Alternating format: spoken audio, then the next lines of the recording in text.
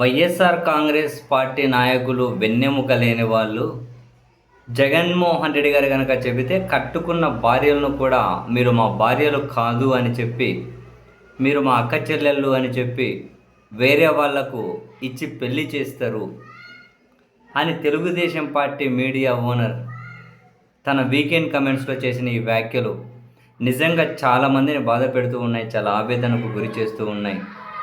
నన్ను అడిగితే ఒక వైఎస్ఆర్ కాంగ్రెస్ పార్టీ నాయకులకి ఆవేదన కాదు, తెలుగుదేశం పార్టీ నాయకులకు కూడా ఆవేదన కలిగించి ఉండొచ్చు. కానీ బహిరంగంగా చెప్పలేరు కాబట్టి వాళ్ళ ఇంటర్నల్ డిస్కషన్స్లో అయినా లేకుంటే వాళ్ళ కుటుంబ సభ్యుల దగ్గరైనా వాళ్ళు బాధపడకుండా ఉండరు. ఈ భయం, మహిళలను గౌరవించే సాంప్రదాయం మనలో ఉంది కదా. ఎవరైనా ఇంత ఎక్స్ట్రీమ్ వ్యాఖ్యలు చేయడాన్ని ఎవరు స్వాగతించరు కదా.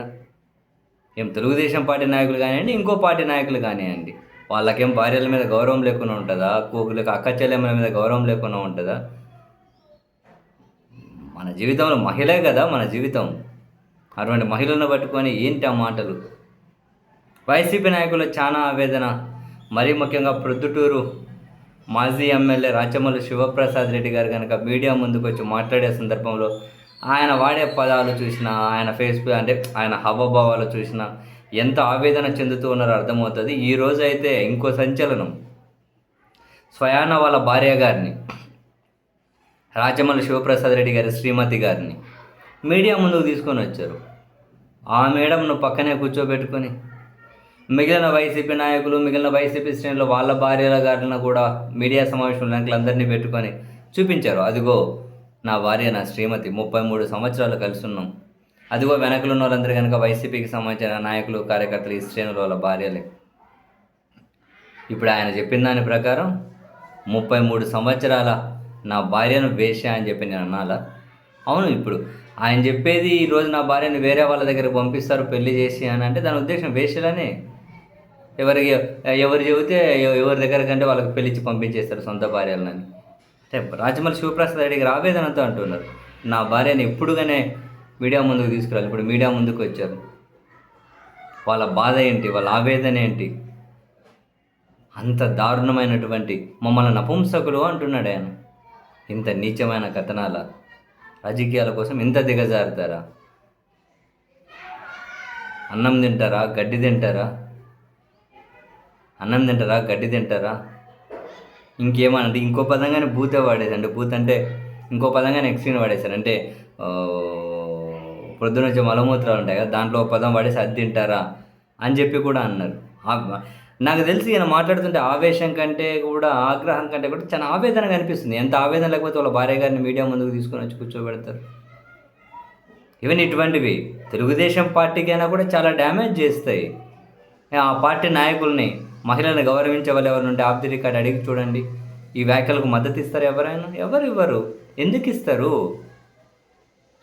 బయటకు ఎవరో ఏదన్నా కనుక వాళ్ళ రాజకీయ అవసరాల కోసం పెద్ద పెద్ద స్టేట్మెంట్లు ఇవ్వచ్చు. మరి వాళ్ళ మనసు చెప్పదా అని మనం ఇటువంటి కమెంట్స్ అలో చేయకూడదు, తప్పు అని చెప్పి అనిపించదా? ఖచ్చితంగా అనిపిస్తుంది.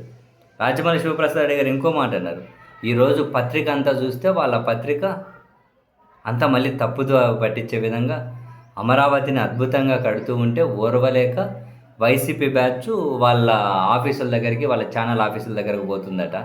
అయినా నేనైతే పోను వాళ్ళ దగ్గరికి. వాడు మా సేమ్ అదే పదం అన్నారు, వాడు మా ఆడోళ్ళని అవమానిస్తే, ఇన్సల్ట్ చేస్తే, నీచంగా వ్యభిచారులను రాస్తే మేము వాని గేటు దగ్గరికి వెళ్ళి అయ్యా నువ్వు క్షమాపణ చెప్పని చెప్పి మేము అడగాల? ఎందుకు అడుగుతాం? ప్రజాస్వామ్యంలో నిరసన వ్యక్తం చేస్తూ ఉన్నారు, అంతవరకే. నేనైతే పోను. ప్రాయశ్చిత్తపడాలి, ప్రాయశ్చిత్తపడి క్షమాపణ చెప్పాలి. ఇంకోసారి ఆ తప్పు చేయడు. ప్రాయశ్చిత్తపడి క్షమాపణ చెప్పాలి అని చెబుతూ ఈరోజు మళ్ళీ పత్రికల్లో సిగ్గు లేకుండా అమరావతిని అద్భుతంగా నిర్మిస్తున్నాము, ఓర్వలేక వైసీపీ వాళ్ళు వచ్చారంటారా? నీ మాటలు నీకు దమ్ము ఉంటే నీ మాటల మీద కట్టుబడి ఉండరా అంటున్నాడు ఆయన. కట్టుబడి ఉండు. నీ మాటల మీద తప్పుదారి ఎందుకు పట్టిస్తావు? వైసీపీ నాయకుల పిల్లలను వేరే వాళ్ళ దగ్గరకు పంపిస్తారు అని చెప్పి నువ్వు అన్నావు. మరి దానికి కట్టుబడి ఉండు. నేను ఇట్లా అన్నాను, వాళ్ళు వచ్చారు, నాకు అట్లానే మీడియా స్వేచ్ఛ లేదా అని చెప్పి నువ్వు అడుగు. నాకు ఆ మీడియా స్వేచ్ఛ లేదని అడుగు, లేదా నా వ్యాఖ్యలకు నేను కట్టుబడి ఉన్నానని చెప్పు. అంతేగాని నీ వ్యాఖ్యలు, నువ్వు చేసిన మాటలేంటి, కూసిన కూతులేంటి, పొద్దున పత్రికల్లో మాత్రం మేము అమరావతిని అద్భుతంగా కడుతూ ఉంటే వైసీపీ వాళ్ళు ఓర్వలేక మా ఆఫీసుల దగ్గరకు వస్తున్నారని కోతలు కూస్తావా?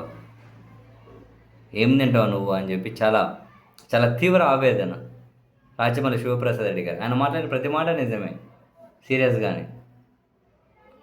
ఏ పార్టీ వాళ్ళైనా వీటిని సమర్థిస్తారా? ఎవరో చిల్లరేద వాళ్ళు తప్ప.